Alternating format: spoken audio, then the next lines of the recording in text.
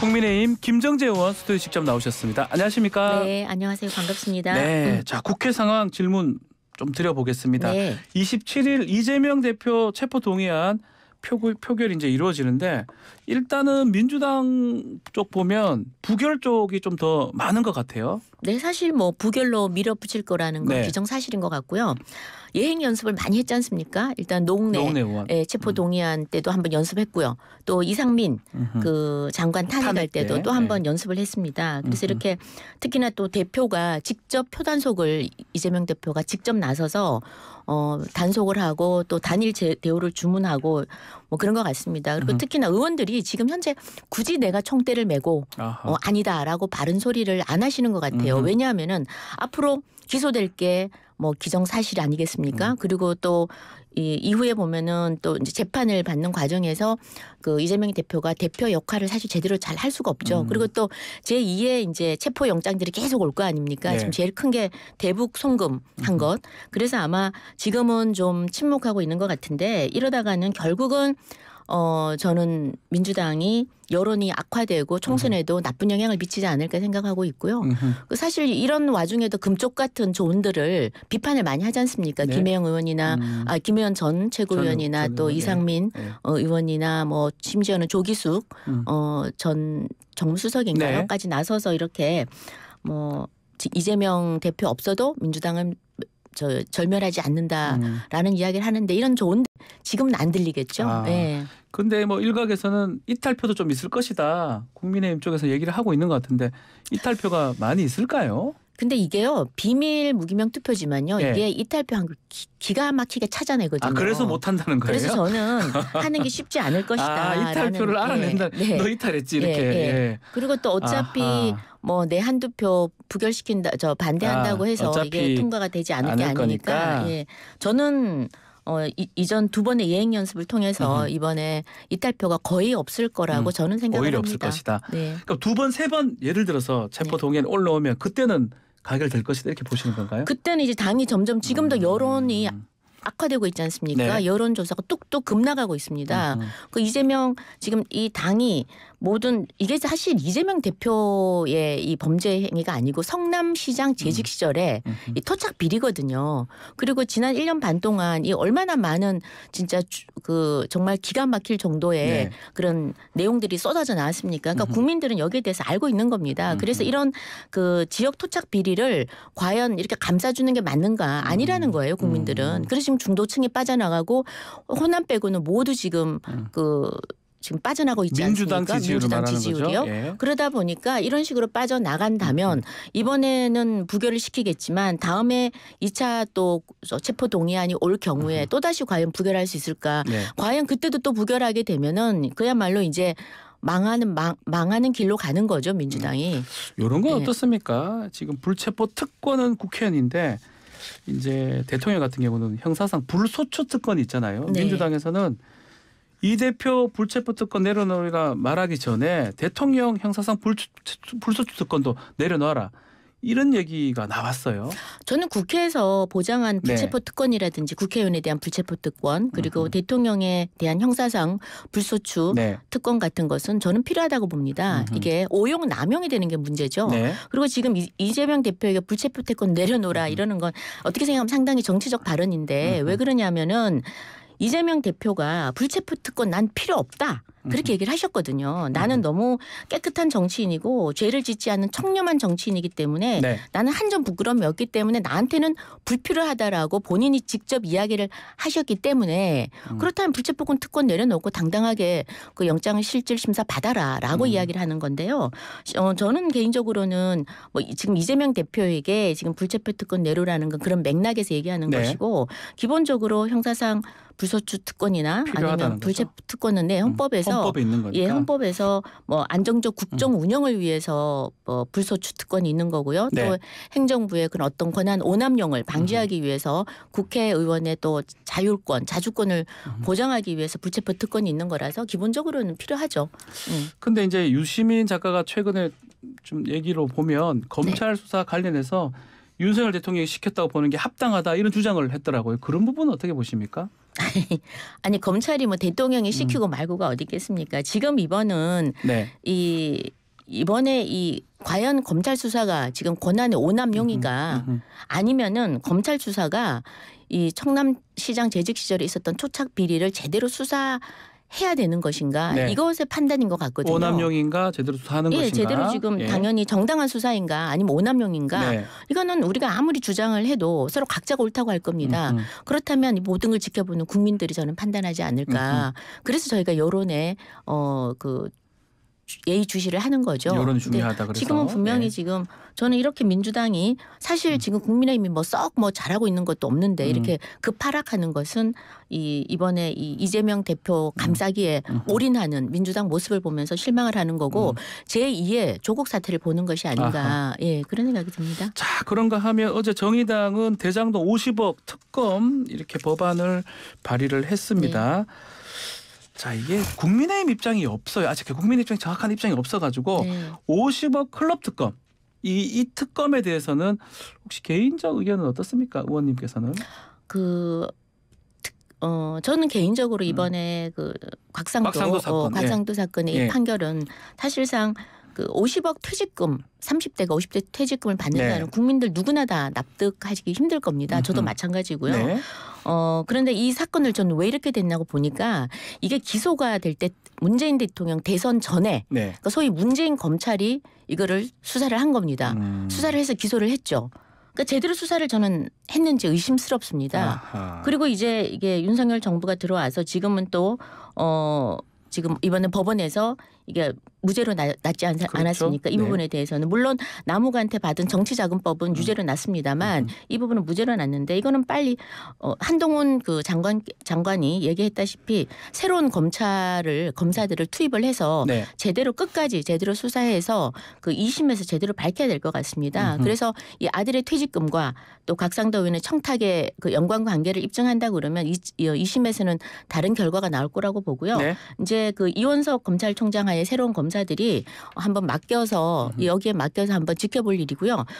검사 지금 현재 재판 중이기 때문에 이게 지금 빠르게 해결될 수 있도록 아마 검찰을 더 투입해서 제대로 해야 될 거라고 봅니다. 2심 재판 말씀하시는 거죠. 네. 자, 김건희 특검 관련해서도 정의당이 지금 결심하면 되는 것 중요한 상황인데 천하람 후보 얘기를 다시 한번 더 질문 드려보겠습니다. 김건희 여사가 검찰에 출석해서 수사받는 것도 나쁘지 않다 이런 말도 했더라고요. 네. 지금 사실 김건희 여사 특검은 이게 지금 이재명 이슈 물타기거든요. 물타기 특검이다. 네, 아시겠지만 이건 문재인 정권 시절에 정말 탈탈 턴 겁니다. 본인들이 직접 문재인 검사들이 2년 동안 심지어는 추미애 장관이 윤석열 총장을 직권 정지시켜 가면서까지 한 거거든요. 그런데 천하람 후보가 사실은 걱정 안 해도 될 것 같습니다. 검찰이 만약에 뭐 추가 수사가 필요하다고 하면은 김건희 여사 입장에서는 굳이 피하거나 또 마다할 이유는 없죠. 예. 하여튼 그런 얘기 항상 해요. 문재인 정부 시절 때 검사들, 또 윤석열 근데 그 당시 윤석열 대통령이 이제 검찰총장, 지검장이었으니까 그때는 직무 정지를 시켰죠. 정지됐으니까. 직무 배제를 시켰죠. 그래도 그 검사들 입장에서는 그렇지 않죠. 소위 말하면 그 당시에 윤 총장 가까운 검사들은 다 지역으로 완전히 유배를 보내고 그야말로 문재인 검찰 추미애 장관이 그때 어째 추상같이 일을 했지 않습니까? 그래서 그 당시에 수사 지휘를 직접 한 사건입니다. 이게. 그래서 그 당시 검사들하고 지금 검사도 다르기 때문에 결과가 달리 나올 수도 있다. 사실은 다르면 안 되죠. 사실은 다르면 안 되고 제대로 수사해야죠. 제대로 수사해야 되는데 제대로 수사를 안 한 것들이 지금 많다는 거죠. 봐주기 수사를 한 것도 있고 그때 정치적 의도를 가지고 수사한 것도 있고 그런데 이제는 좀 윤석열 정부가 만들어진 것도 국민들이 좀 정의가 바로 서도록 해달라는 거기 때문에 아마 그 큰 틀에서는 벗어나면은 아마 윤석열 정부 자체도 존립이 어렵기 때문에 전 제대로 수사하고 그렇게 봅니다. 알겠습니다. 자, 국민의힘 전당대회 이야기 해보겠습니다. 어제 두 번째 토론회 열렸어요. 총평 좀 해주십시오. 사실은 이거 저희 당 내에 저 당원 당내의 전당대회 당내 경쟁 아니겠습니까? 네. 그러니까 당원들은 좀 선의의 경쟁을 좀 하고 당 축제 분위기로 갔으면 하는 그 열망이 있을 텐데요. 어제 보니까 또 셉니다, 이제. 예, 세게 막 비방전하고 네거티브 양상이던데 역시 선거는 막판 가면 역시 네거티브로 끝나는 게 아닌가 해서 아쉽고요. 네. 당원들이 아마 상당히 아쉽고 좀 눈살을 좀 찌푸리지 않을까 좀 우려가 됩니다. 그 네거티브 중에 가장 핵심은 김기현 후보의 이른바 울산 KTX 땅 투기 의혹인데요. 네네. 이게 간단치 않아 보입니다. 네. 울산에 이재명이냐 이런 얘기도 있었고 황교안 후보는 직접 또 현장에 갔다 그 얘기도 하더라고요. 어떻게 보셨습니까? 근데 이거는 네. 좀 제가 보니까 너무 과하게 지금 너무 좀 공격을 사실과 다른 공격을 좀 하는 것 같습니다. 뭐 여러 차례 김기현 후보가 이야기했다시피 이건 이미 민주당에서 탈탈 턴 사건이고 네. 또 그 이준석 대표 시절에서 또 검증을 다 한 거고요. 실제로 여기가 지금 그 개발 제한 구역입니다. 네. 개발 제한 구역이고 다 아시다시피 98년 그러니까 한 24년, 25년 전에 산 땅이죠. 그래서 최근에 지금 이게 뭐 그 KTX가 지나가면서 뭐 도로가 놓인다 이러는 건데 그 도로도 설계한 걸 보니까 그 땅 위로, 땅 지하로 가는 거예요. 네. 터널이 뚫리는 거죠. 그래서 터널이 뚫리는 그 입구라면 몰라도 그 터널 위에 있는 땅은 그렇게 가치를 인정 못 받는다고 합니다. 그리고 또 인근에 댐도 있고 이래가지고 그 땅이 뭐 시세 차익 그러는데 저는 얼마인지는 모르겠는데 그게 지금 뭐 언론 보도에 따르면 그게 그렇게 뭐 땅값이 많이 오르거나 그렇지는 않았다고 봐요. 근데 그리고 또 땅값은 누구나 다 어디나 25년 전에 집값에 비하면 지금 집값이 어떻습니까? 땅값도 어느 정도는 오르겠죠. 그러나 이걸 갖다가 뭐 무슨 투기를 위해서 그 당시에 샀다? 그거는 아니죠. 그래서 그게 아닌 게 밝혀졌음에도 불구하고 이렇게 계속해서 좀 지나치게 그 너무 네거티브를 하는 거는 이건 너무 진흙탕으로 가는 게 아닌가 해서 좀 아쉽죠. 1,800배 올랐다고 그 주장을 하시더라고요. 아니죠. 그거는 민주당의 의원이 주장한 건데 그거는 사실하고 다른 거죠. 다른 거다.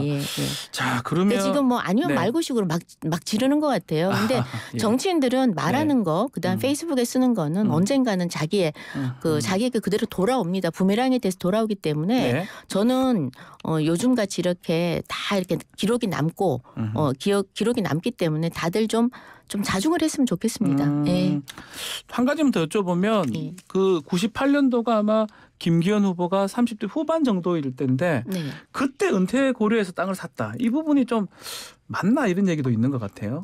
아니 은퇴 고려는 지금 30대 젊은이들도 내가 은퇴 때 뭘 하겠다, 고향에서 뭘 하겠다. 그거는 뭐 개인적인 뭐 재산 관리 방법에 따라서도 다르겠죠. 네, 알겠습니다.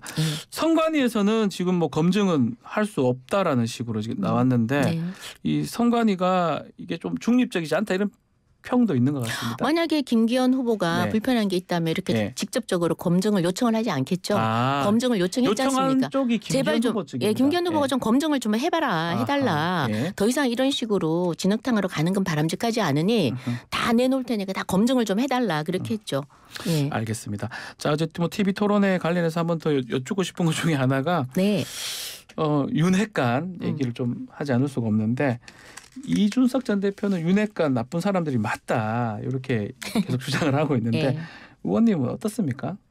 그냥 참 이준석스러운 발언이라는 생각이 듭니다. 사실 윤핵관이라는 게 이게 이준석 대표께서 만든 신조어지 않습니까? 근데 원래는 윤석열 핵심 관계자입니다. 우리가 청와대 핵심 관계자, 누구누구 핵심 관계자 말을 많이 쓰는데요. 통상 그렇게 쓰죠. 언론에서는.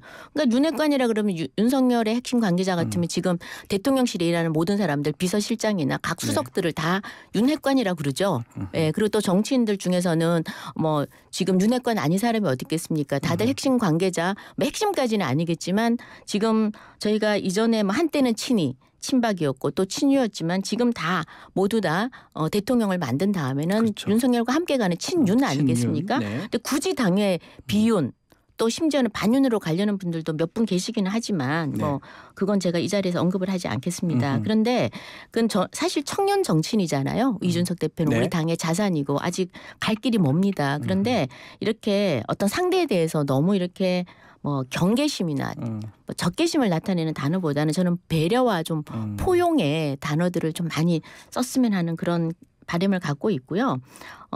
그리고 그 지금 사실 우리 당에서 이준석 대표를 상대로 해서 어느 누가 감히 발싸움을 하겠습니까? 예. 100점 100패 아니겠습니까?